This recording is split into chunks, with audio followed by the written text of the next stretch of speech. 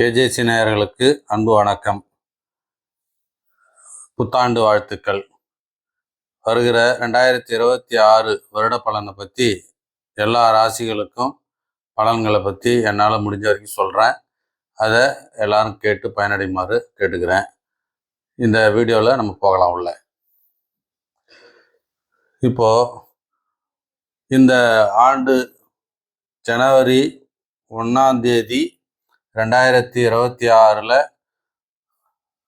வருகிற, அதாவது இரவு 12 மணிக்கு தான் வந்துட்டு ஆங்கில வருட பிறப்பு அப்படின்றத எல்லாரும் கொண்டாடிட்டு இருக்காங்க உலக நாடு பூரா. அந்த அடிப்படையில் தான் இரவு 12 மணிக்கு லக்னத்தை நான் குறிச்சிருக்கிறேன். இது வந்துட்டு கன்னியா லக்னம்.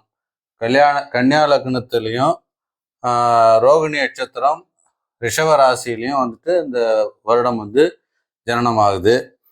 இப்போ இந்த வருட பலனை பற்றி பார்க்கும்போது பொதுவாக பலன் அப்படின்னு எடுத்தோம்னா ஓரளவுக்கு 2026 வந்துட்டு எல்லா மக்களுக்கும் தொழில் வளம் நல்லா இருக்கும் அப்படின்றத முதல்ல நான் உங்களுக்கு தெரிவிச்சுக்கிறேன். எல்லா மக்களுக்கும் பொதுவாக உலக மக்கள் எல்லாருக்குமே வந்துட்டு தொழில் வளம் நல்லா இருக்கும் அப்படின்றத சொல்கிறேன். அடுத்தது சத்துருக்கள் அதிகப்படியாக இருப்பாங்க. 6ஆம் இடத்துல வந்துட்டு ராகு கேது சனி சேர்ந்து இருக்கிறதுனால எதிரிகள் வந்து அதிகப்படியாக இருப்பாங்க அப்படின்றதும் சொல்லக்கூடியதாக இருக்குது. அதே மாதிரி புது புது நோய்கள் வரக்கூடியதாகவும் இருக்கும் அப்படின்றதையும் சொல்கிறேன் நான். ஏன்னா ராகு சனி சேர்ந்து இருக்கும்போது புதிய நோய்களுக்கெல்லாம் அடிப்படையாக இருக்கக்கூடியதாக அது அமையுது. அதனால் இது வந்து பொது பலனாக நான் சொல்கிறேன் நான்.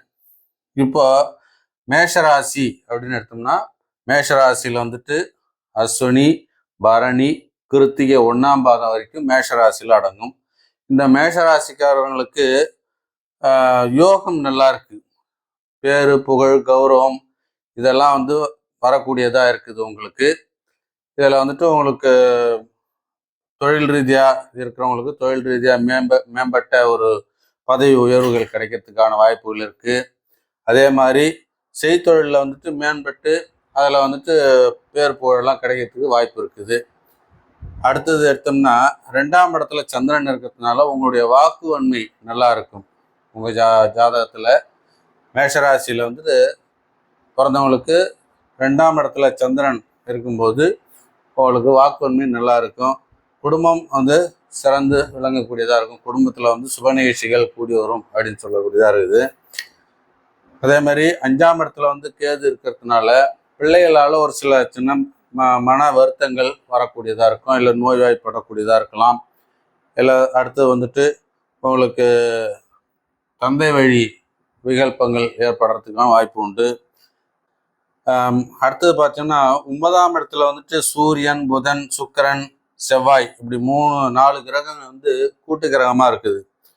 இப்போ சூரியன் புதன் சுக்கிரன் செவ்வாய் அப்படின்னு எடுத்தோம்னா லக்னாதிபதி இந்த மேஷ ராசிக்கு அதிபதியே அவர் தான், செவ்வாய் தான். அவர் மேஷ ராசிக்கும் விருச்சிக ராசிக்கும் அவர் தான் அதிபதி. அவர் வந்துட்டு 9ஆம் இடத்துல வந்து உட்காந்துருக்காரு அப்படின்னா பாக்கியாதிபதி அப்படின்னும் போது உங்களுக்கு சுப பலனாக கொடுக்கக்கூடியதா அமைஞ்சிருக்குது. இந்த சூரியன் புதன் சுக்கிரன் செவ்வாய் அப்படி எல்லாம் 4 கிரகம் கூட்டு கிரகமாக இருக்கும்போது மாதுளாதி வர்க்கம் நல்லா இருக்கும். மனைவி வழி சுகபோகங்கள் அதுவும் நல்லா இருக்கும்.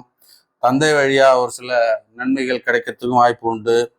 அதே மாதிரி செவ்வாய் வந்து உடன் பிறந்த சகோதரன் சகோதரிகள் அவங்கள பற்றி சொல்லக்கூடியது. அவங்க வந்துட்டு நல்லா இருக்கிறதுனால அந்த இடம் பாக்கியஸ்தானத்தில் வந்து உட்காந்ததுனால உடன் பிறந்த சகோதர சகோதரிகளாலையும் உங்களுக்கு நன்மைகள் நடக்கிறதுக்கு மிக அருமையாக இருக்குது. தந்தை வழி சொத்துக்கள் ஏதாவது பிரச்சனைகள் இருந்ததுன்னா அந்த சொத்துக்கள் பிரச்சனை தீர்ந்து உங்களுக்கு சொத்து கைக்கு வந்து சேரும்.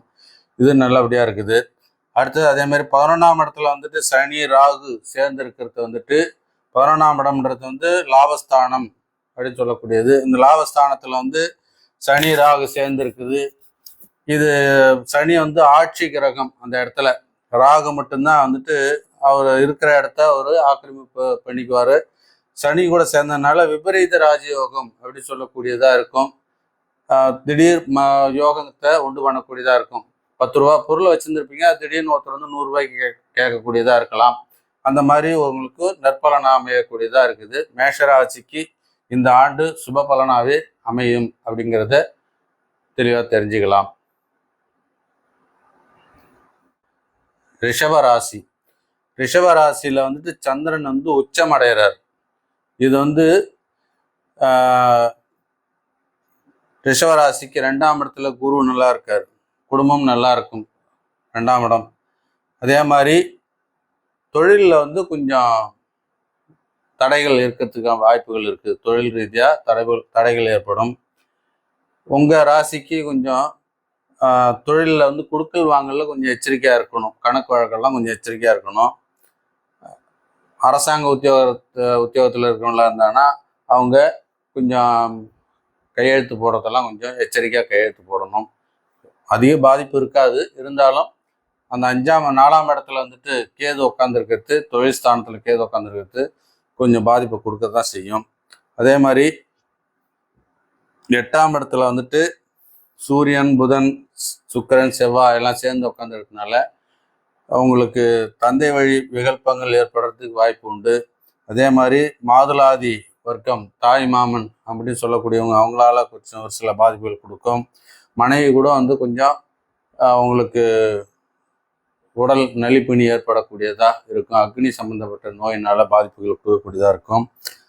உடன் பிறந்த சகோதரன் சகோதரிகளுக்கும் கொஞ்சம் பாதிப்புகள் கொடுக்கும். அதே மாதிரி 10ஆம் இடத்துல வந்து சனி ராகு உட்காந்துருக்கிறதுனால பதவியில் வந்துட்டு ஒரு சில விகல்பங்கள் வரும். தொழில் ரீதியாக செய்கிறவங்களுக்கு பதவியில் விகல்பங்கள் ஏற்படும். தொழிலில் ரொம்ப கவனமாக செயல்படக்கூடியதாக உங்களுக்கு அமைஞ்சிருக்குது. கொஞ்சம் எச்சரிக்கையாக இருங்க. ரிஷபராசிக்காரர்கள் வந்து கூடுமான வரைக்கும் காமாட்சி அம்மனை வழிபாடு செய்கிறது ரொம்ப உத்தமம். உங்களுக்கு இந்த ஆண்டு முழுவதும் காமாட்சியை வழிபாடு செய்யுங்க. அடுத்தது மிதுன ராசி. மிதுன ராசிக்கு எடுத்தோம்னா ஜென்மத்தில் குரு உட்கார்ந்துருக்கிறது வந்துட்டு அவர் 7ஆம் இடத்துல இருந்து சுக்கிரன் பார்வையாட, சுக்கிரன், சூரியன், புதன், செவ்வாய் இப்படி 4 கிரகம் கூட்டு கிரகத்தோட பார்வை பார்த்துருக்கிறதுனால உங்களுக்கு நற்பலன் தான், கெடுபலன் ஒன்றும் சொல்ல முடியாது. ஜென்மத்தில் குரு இருந்தாக்கா ராமரே வனவாசம் போனார் அப்படின்னு சொல்லிட்டு ஒரு சில சொல்லுவாங்க. அதெல்லாம் நீங்கள் பார்க்க தேவையில்லை. உங்களுக்கு நற்பலனாக தான் அமையும். இந்த குரு வந்துட்டு லக்ன மிதுன ராசியில் உட்காந்துருக்கிறது உங்களுக்கு நற்பலனாக தான் அமையும். அதே மாதிரி 3ஆம் இடத்துல வந்துட்டு கேது வந்து உட்காந்துருக்கிறது உங்களுக்கு கௌரவ குறைவுகள் ஏற்பட வாய்ப்பு உண்டு. கௌரவ குறைச்சல் வரும். எங்கேயாவது கொடுக்கல் வாங்கல கூட ஏமாற்றங்கள் அடையக்கூடியதாக இருக்கும். இளைய சகோதரர்களால் உங்களுக்கு பாதிப்புகள் வரத்துக்கும் வாய்ப்பு உண்டு. அடுத்தது 9ஆம் இடத்துல வந்துட்டு சனி ராகு உட்காந்துருக்கிறது இதுவும் ஒரு ராஜயோகம் தான் சொல்லணும். சனி ராகு சேர்ந்து இருக்கிறது. 9ஆம் இடத்துல பாக்கியாதிபதி அங்கே ஆட்சி பெற்று உட்காந்துருக்காரு. அதனால் உங்களுக்கு பழைய சொத்துக்கள் இருந்ததுன்னா அந்த சொத்துக்கள்லாம் சீர்திருத்தம் பண்ணுற மாதிரி, வழக்கு பிரச்சனைகள்லாம் இருந்ததுன்னா அந்த வழக்குகள்லாம் வெற்றி கொள்ளக்கூடியதாக இருக்கும். அதே மாதிரி 12ஆம் இடத்துல வந்துட்டு ராசியாதிபதி 12ல் வந்து உச்சம் பெற்று மறையறதுனால உங்களுடைய உடல் உபாதைகள் இருக்கிறதுக்கான வாய்ப்புகள் இருக்குது. உங்களுடைய தூக்கத்தை முதல்ல கெடுக்கக்கூடியதாக இருக்கும். கொஞ்சம் மன அமைதி ஏற்படுத்திக்கிறது ரொம்ப நல்லது. குடும்பமான வரைக்கும் பெருமாளை வழிபாடு செய்யுங்க. பெருமாளை வழிபாடு செய்யும்போது உங்களுக்கு நற்பலனாகவே அமையும். அடுத்தது கடகராசி. கடகராசிக்கு வந்துட்டு ராசியாதிபதி 11ல் போயிட்டு உச்சம் அடைகிறார். ராசியாதிபதி 11ல் உச்சம் அடையிறது உங்களுக்கு மிகப்பெரிய யோகத்தை கொடுக்கக்கூடியதாக அமையுது. 11ஆம் இடம்ன்றது வந்து லாபஸ்தானம். கடகராசிக்காரர்கள்லாம் அப்போ வந்துட்டு சொத்து சேர்க்கை ஏற்படுறதுக்கு வாய்ப்பு உண்டு. ஆனால் குடும்பத்தில் கொஞ்சம் குழப்பம் இருக்க தான் செய்யும். கடன் பிரச்சனைகள் வர்றதுக்கும் வாய்ப்பு உண்டு. அதே மாதிரி பிள்ளைகளாலையும் ஒரு சில பாதிப்புகள் வர்றதுக்கும் வாய்ப்பு உண்டு. ஏன்னா கடகராசிக்கு 5ஆம் இடம் வந்து விருச்சிகம். விருச்சிகத்துக்கு உரிய செவ்வாய் வந்துட்டு 6ல் போய் உட்காந்துருக்காரு. அதனால் பிள்ளைகளால் கொஞ்சம் மன வருத்தங்கள் வரதான் செய்யும். அடுத்தது 6ஆம் இடத்துல வந்துட்டு சூரியன், புதன், சுக்கிரன், செவ்வாய் சேர்ந்துருக்கிறது வந்துட்டு 6ஆம் இடம்ன்றது வந்து சத்ருஸ்தானம்னு சொல்லக்கூடியது. இது வேதியர்கள் அப்படின்னு சொல்லக்கூடியவங்களால ஒரு சில மனக்கசப்புகள் வரதான் செய்யும். வேத சாஸ்திரம் படிச்சவங்க கிட்ட மனக்கசப்பு வரதுக்கு வாய்ப்பு உண்டு. உனக்கு குருவாக இருக்கிறவங்க உங்களுடைய அதாவது கடகராசிக்கு எந்த ராசியா அந்த கடகராசிக்காரர் யாராக இருந்தாலும் சரி, அவங்களுக்கு குருவாக இருக்கக்கூடியவங்களுக்கு கிட்ட இருந்து சண்டை சச்சரவுகள் வர்றதுக்கும் வாய்ப்பு உண்டு. அவங்க கிட்ட கூடுமான வரைக்கும் பேச்சை கொஞ்சம் கவனமாக பேசுங்க.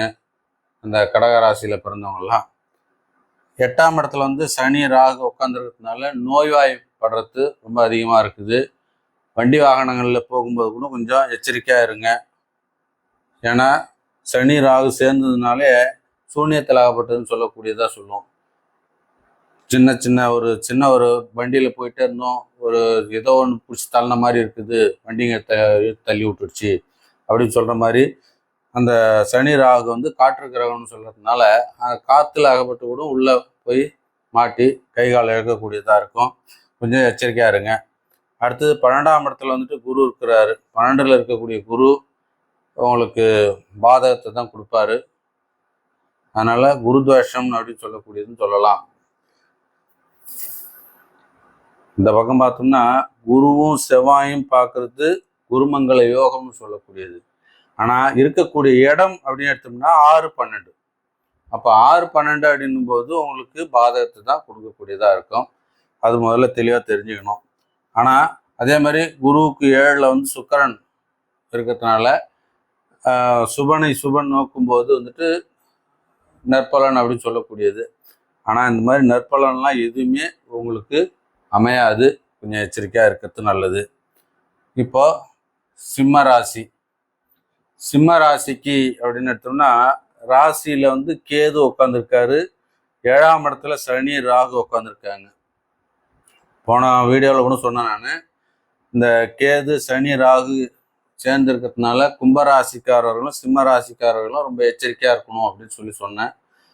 நிறைய பேர் என்கிட்ட வந்து ஜாதகம் பார்க்கும்போது சொல்லியிருக்காங்க, நீங்கள் சொன்ன மாதிரியே கும்பராசியில் வந்து பிறந்தவங்க வந்து சொல்லியிருக்காங்க, நீங்கள் சொன்ன மாதிரியே அடிபட்டுட்டார் வண்டியில், வாகனத்தில் வந்து போயிட்டே இருக்கும்போது யாரோ தள்ளின மாதிரி இருந்தது, உள்ளே விழுந்துட்டேன், உயிர் தப்பிச்சதே பெரிய விஷயம், தலையில் பெரிய அடிபட்டு உயிர் தப்பிச்சு வெளியே வந்தது பெரிய விஷயம், 11 தையல்லாம் போட்டு வெளியே வந்திருக்கிறேன் அப்படின்னு சொல்லிட்டு நிறைய பேர் என்கிட்ட வந்து கும்பராசியில் பிறந்தவங்க சொல்லியிருக்காங்க. சிம்ம ராசியில் பிறந்தவங்க அதே மாதிரி அவங்களும் வந்து சொல்லியிருக்காங்க. அவங்களுக்கு வந்து அந்த அளவுக்கு பாதிப்பு இல்லை. ஆனால் கும்பராசியில் பிறந்தவங்க வந்து நிறைய பேர் என்கிட்ட வந்து சொல்லியிருக்காங்க. இப்போ இந்த சிம்ம ராசியில் பிறந்தவங்க கொஞ்சம் எச்சரிக்கையாக தான் இருக்கணும். இந்த ராகு இது பயிற்சி ஆகிற வரைக்கும் கொஞ்சம் எச்சரிக்கையாக தான் இருக்கணும். இந்த ஆண்டு பலன் வந்து எப்படி இருக்கும் அப்படின்னு பார்த்தீங்கன்னா, பிள்ளைகளால் உங்களுக்கு நன்மைகள் ஏற்படும். பிள்ளைகள் வந்து உங்களுக்கு உங்கள் சொல் பேச்சு கேட்டு நடப்பாங்க, உங்கள் கட்டுக்கு அடங்கியிருப்பாங்க. அதே மாதிரி உங்கள் பிள்ளைங்களுக்கு உத்தியோகம் அமையாமல் இருந்ததுன்னா உத்தியோகம் அமையும், பண வருவாய் ஏற்படும். உங்களுக்கு இதெல்லாம் நன்மையாக இருக்குது. 11ஆம் இடத்துல குரு இருக்கிறதுனால 5 கூடையவர் 11ஆம் இடத்துல இருக்காரு. 5 8 கூடையவர் 5 8 கூடையவர் வந்து 11ஆம் இடத்துல போய் லாபாதிபதியாக உட்கார்ந்ததுனால உங்களுக்கு பண வரவு ஏற்படுறதுக்கு வழி உண்டு. பிள்ளைகளால் பண வரவு உண்டு. அதே மாதிரி உங்களாலேயும் உங்களுக்கு நற்பலன் உண்டு. பணம் தொழில்னாலையும் தொழில் விருத்தி அடையும். ஏன்னா 4 கூடையவர் வந்துட்டு சந்திரன் வந்துட்டு இந்த இடத்துல நீச்சம் அடையக்கூடிய சந்திரன் இங்கே வந்து உச்சம் அடைகிறாரு 10ஆம் இடத்துல. இந்த இடத்துக்குரிய செவ்வாய் வந்து 5ஆம் இடத்துல உட்காந்துருக்காரு. அதனால் உங்களுக்கு தொழில் வளர்ச்சி உண்டு அப்படின்றத சொல்கிறேன் நான். அடுத்தது கன்னிராசியில் பிறந்தவங்களுக்கு வந்துட்டு குடும்பம் அப்படின்னு எடுத்தோம்னா 2ஆம் இடம் குடும்பாதிபதி சுக்கிரன் வந்து 4ல் போய் உட்காந்துருக்காரு, கேந்திரம் பெற்றுட்டாரு. அதே மாதிரி 3 கூடையவரும் கேந்திரம் பெற்றிருக்காரு, லக்னாதிபதி கேந்திரம் பெற்றிருக்காரு. இந்த 3 கிரகம் கேந்திரம் பெற்று 12 கூடையவர் சூரியன் கூட போய் சேர்ந்திருக்காரு. 12 கூடையவர் சூரியன் கூட போய் சேர்ந்திருக்கும் போது இங்கே ஒரு மிகப்பெரிய ஒரு அற்புதமான ஒரு பலன் என்ன அப்படின்னா, குடும்பம் நல்லா இருக்கு, அடுத்தது புகழ் பேரு கௌரவம் இதெல்லாம் சொல்லக்கூடியது இது நல்லா இருக்குது. அடுத்தது மனைவி சுக்கிரன்னு சொல்றதுனால மனைவி வழி சுகபோகங்கள் எல்லாமே நல்லா இருக்குது. 12ஆம் இடம்னும் போது சயன போகங்கள்லாம் நல்லா இருக்குது. இது எல்லாமே உங்களுக்கு நற்பலனாக கொடுக்கக்கூடியதாக இருக்குது இந்த கன்னியா ராசியில் பிறந்தவங்களுக்கு.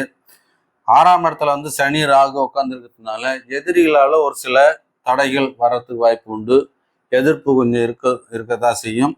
ஆனால் அது வந்துட்டு அந்த அளவுக்கு நிலையாக இருக்காது. ஏன் அப்படின்னா 6ஆம் இடத்துல இருக்கக்கூடிய ராகு அதை நிலைப்படுத்த விட மாட்டார். உங்களுக்கு அதுலேருந்து வெற்றியை தான் கொடுப்பாரே தவிர தோல்வி கொடுக்க மாட்டார். கன்னிராசியில் பிறந்தவங்களுக்கு 6ல் வந்துட்டு சனி ராகு இருக்கிறது நற்பலன் தான், கெடுபலன் கிடையாது. அடுத்து 9ஆம் இடத்துல சந்திரன் இருக்கிறது பாக்கியாதிபதி. அந்த இடத்துல வந்துட்டு இந்த இடத்துக்கு உடைய சுக்கிரன் 4ல் போய் கேந்திரம் பெற்றிருக்காரு. சந்திரன் உச்சம் அடைஞ்சிருக்காரு. பாக்கியாதிபதின்றதுனால அப்பா வழி சொத்துக்கள், அப்பா வழி அனுகூலங்கள் இதெல்லாமே உங்களுக்கு நல்லா இருக்கும். உங்களுடைய பூர்வ ஜென்மத்தினுடைய பலனாலையும் உங்களுக்கு நற்பலன் தான் கிடைக்கும். அதனால கன்னிராசியார்களுக்கு ரொம்ப யோகமான பலன் தான், ஒன்றும் தப்பு இல்லை. அடுத்தது துளாராசி. துளாராசிக்கு எடுத்தோம்னா 3ஆம் இடத்துல வந்துட்டு சுக்கிரன், செவ்வாய், புதன், சூரியன் 4 கிரகம் வந்து 3ஆம் இடத்துல கூட்டு கிரகமாக இருக்காங்க. 2 கூடையவர் லக்னாதிபதி. இப்போ கன்னிராசிக்கு எப்படி பலன் சொன்னோம்னா அதே மாதிரி தான் இவங்களுக்கும் இந்த துளாராசிக்காரர்களுக்கும் நற்பலனாக அமையக்கூடியதாக இருக்குது.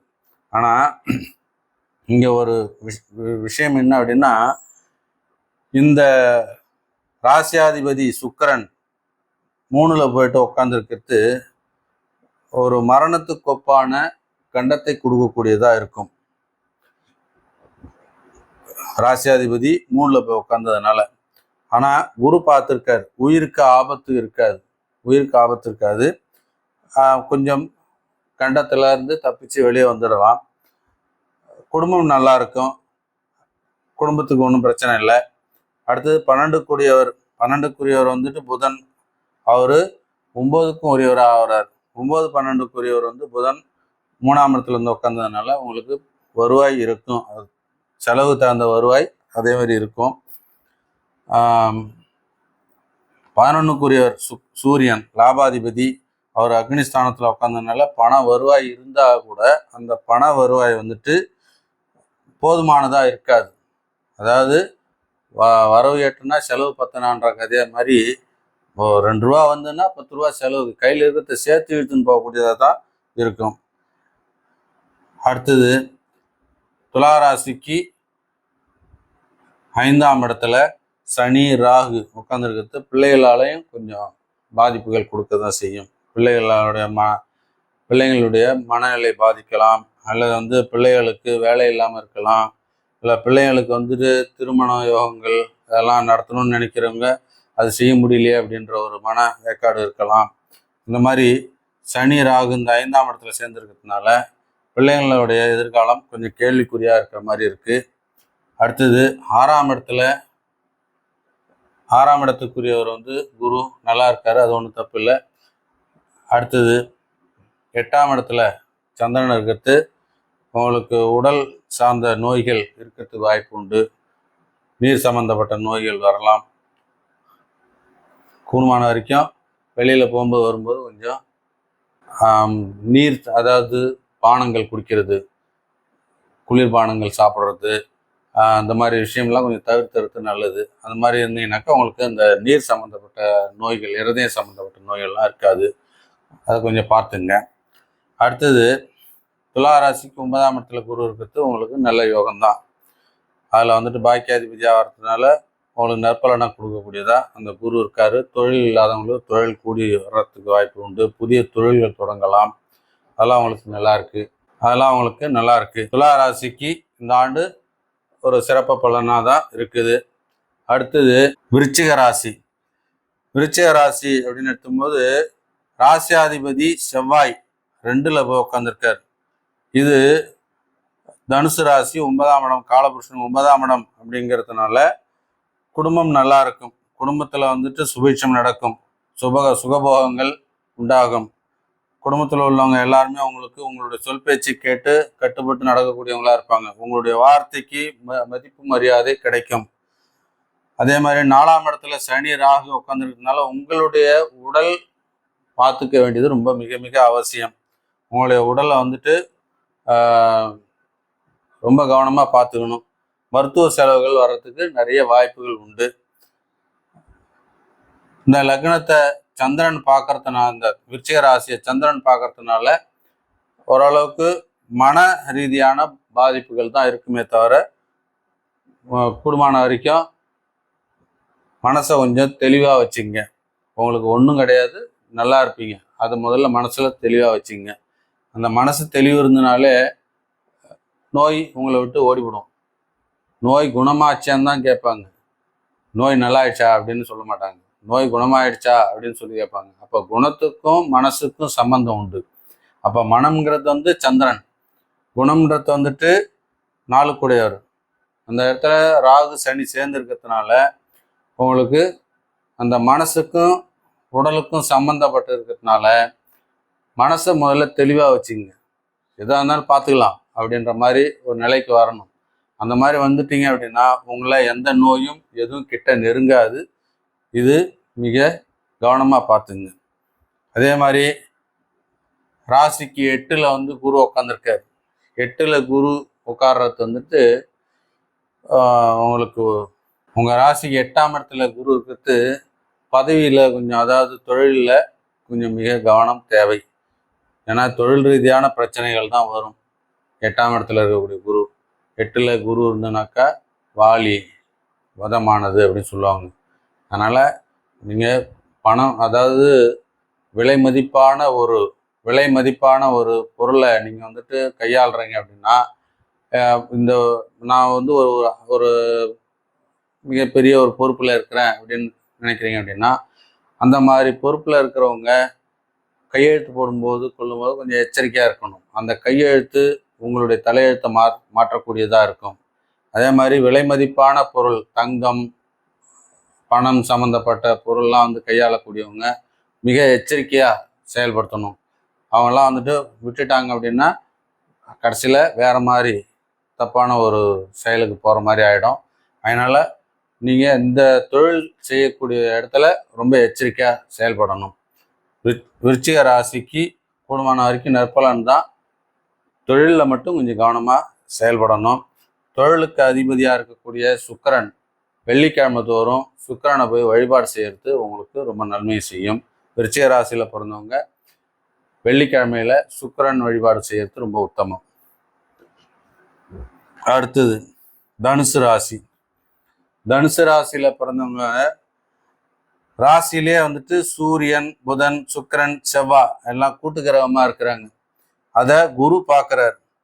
ராசியாதிபதி குருவே பார்க்கறதுனால உங்களுக்கு இது எல்லாமே நற்பலனாக கொடுக்கக்கூடியதா அமைஞ்சிருக்குது. சூரியன் யாரு? 9 கூடையவர். புதன் யாரு? 7க்கும் 10க்கும் உடையவர். சுக்கிரன் யாரு? 6க்கும் 11 கூடையவர். செவ்வாய் யாரு? 5க்கும் 12 கூடையவர். அப்போ 5 யாரு? புத்திரஸ்தானாதிபதி. 12 யாரு? சுகஸ்தானாதிபதி. இப்போ இந்த பிள்ளைகளாலேயும் உங்களுக்கு நன்மை உண்டு, சுகபோகங்கள் கிடைக்கும். அதே மாதிரி இந்த புதன் 7 10 கூடையவர்ன்றதுனால 7 யாரு? மனைவி, 10 தொழில் ஸ்தானம். இந்த தொழில் செய்யக்கூடிய இடத்துலையும் உங்களுக்கு லாபங்கள் அதிகமாக இருக்கும். மனைவி வழியும் உங்களுக்கு சொத்துக்கள் சேர்றதுக்கு வழி உண்டு. அதே மாதிரி சுக்கிரன் 6 11 கூடையவர். எதிரிகளாலே உங்களுக்கு நற்பலன்கள் உண்டு. உங்களுக்கு எதிர்பார்த்துருப்பாங்க, அவங்களே உங்களுக்கு கெடுதல் செய்கிற மாதிரி நினச்சி உங்களுக்கு ஒரு வழி காட்டுறன்ற மாதிரி மேல் சொல்லுவாங்க. அது நீங்கள் போயிட்டு நம்பி போய் செய்வீங்க. செய்யும்போது அது உங்களுக்கு வெற்றியாக கொடுக்கக்கூடியதாக அமைஞ்சிடும். அந்த மாதிரி அவங்களுக்கு எதிரிகளாலேயே உங்களுக்கு நற்பலன்கள் கொடுக்கக்கூடியதாக அந்த இது அமைஞ்சிருக்குது. அதே மாதிரி 9 கூடையவர் சூரியன், அவர் ராசியிலே உட்காந்துருக்கிறதுனால உங்களுக்கு அப்பா வழி சொத்துக்கள்லாம் சேரத்துக்கு வழி உண்டு. அப்பாவுடைய அனுகூலங்கள் கிடைக்கும். அப்பா ஒரு சில வார்த்தைகள் சொல்கிறாரு அப்படின்னா அந்த வார்த்தைகளை நம்பி போகும்போது அது உங்களுக்கு வெற்றியாக கொடுக்கக்கூடியதாக இருக்கும். அப்பா காட்டக்கூடிய செயல்பாடுகளை செய்யும்போது உங்களுக்கு நல்ல மதிப்பு மரியாதையும் ஏற்படுத்தக்கூடியதாக அமையக்கூடியதாக இருக்குது. 3ஆம் இடத்துல சனி ராகு உட்காந்துருக்கிறதுனால உங்களுக்கு இளைய சகோதரர்களால் பாதிப்புகள் உண்டு. இளைய சகோதரர்கள்கிட்ட கொஞ்சம் எச்சரிக்கையாக இருக்கிறது நல்லது. அவங்கக்கிட்ட வேற ஆளுங்கள், வேற்று மனிதர்கள் தொடர்பு கொண்டு அவங்களுடைய மனசை வந்து கலைக்கக்கூடியதாக அமைஞ்சிருக்குது. உங்களுக்கு ஃபேவராக தான் இருந்திருப்பாங்க. ஆனால் வேற்று மனிதர்கள் வந்து அவங்க கூட்டு சேர்க்கும்போது அவங்க அவருடைய மனசை கெடுத்து உங்களுக்கு அகைன்ஸ்டாக செயல்படக்கூடியதாக அமைக்கக்கூடியதாக இருக்குது. இவருடைய கூட்டாளிகள், இளைய சகோதரருடைய கூட்டாளிகள் சரியில்லாமல் இருப்பாங்க. அவங்க கிட்ட கொஞ்சம் எச்சரிக்கையாக இருக்க சொல்லுங்கள். இளைய சகோதரர்களை பார்த்துக்கிறது ரொம்ப உங்களுடைய மிக முக்கியமான கடமைகள். அடுத்தது 6ஆம் இடத்துல சந்திரன் இருக்கிறது. உங்களுக்கு ஒரு சில மன வருத்தங்கள் உள்ளுக்குள்ளே இருக்க தான் செய்யும். அது தம்பியால் கூட உங்களுக்கு வரலாம். அதனால் கொஞ்சம் பார்த்துங்க. அதே மாதிரி 7ஆம் இடத்துல குரு இருக்கிறது உங்களுக்கு நற்பலன் தான். மனைவியால் உங்களுக்கு நல்ல முன்னேற்றம் தான். 9ஆம் இடத்துல கேது இருக்கிறதுனால அப்பாவுடைய உடல் உபாதைகள்லாம் இருக்கிறதுக்கு வாய்ப்பு உண்டு. தந்தைக்கு அவங்கக்கிட்ட கொஞ்சம் மனம் விட்டு பேசுங்க. நீங்கள் பேசினாலே அவங்களுக்கு நோய் விட்டு போயிடும். சில வீட்டில் வந்துட்டு பிள்ளைங்க வந்துட்டு தந்தைகிட்ட பேசுறதுக்கு கூச்சப்படுவாங்க. தந்தைகிட்ட பேச மாட்டாங்க. அவர் ஒரு பக்கம் நின்றுப்பாரு, பிள்ளை ஒரு பக்கம் போயிட்டே இருப்பாங்க. இப்போ அந்த மாதிரி இடத்தெல்லாம் பார்க்கும்போது பிள்ளை நம்மகிட்ட பேசலையே அப்படின்ற ஒரு ஏக்கம் அந்த தந்தைக்கு இருக்கும். மொத்தத்தில் இந்த தனுசு ராசியில் பிறந்தவங்களுக்கு இந்த ஆண்டு நற்பலன் தான், கெடுபலன் ஒன்றும் கிடையாது. அதிகம் கூடுமான வரைக்கும் உங்களுக்கு நன்மையே நடக்கும். அடுத்தது மகர ராசி. மகர ராசிக்கு 2ஆம் இடத்துல சனியும் ராகும் சேர்ந்து இருக்கிறது குடும்பத்தில் ஒரு கலவரத்தை உண்டு பண்ணக்கூடியதாக இருக்குது. இந்த ஆண்டு உங்களுக்கு ரொம்ப போராட்டமாக தான் இருக்கும். குடும்பத்தில் சண்டை சச்சரவுகள் இருக்க தான் செய்யும்.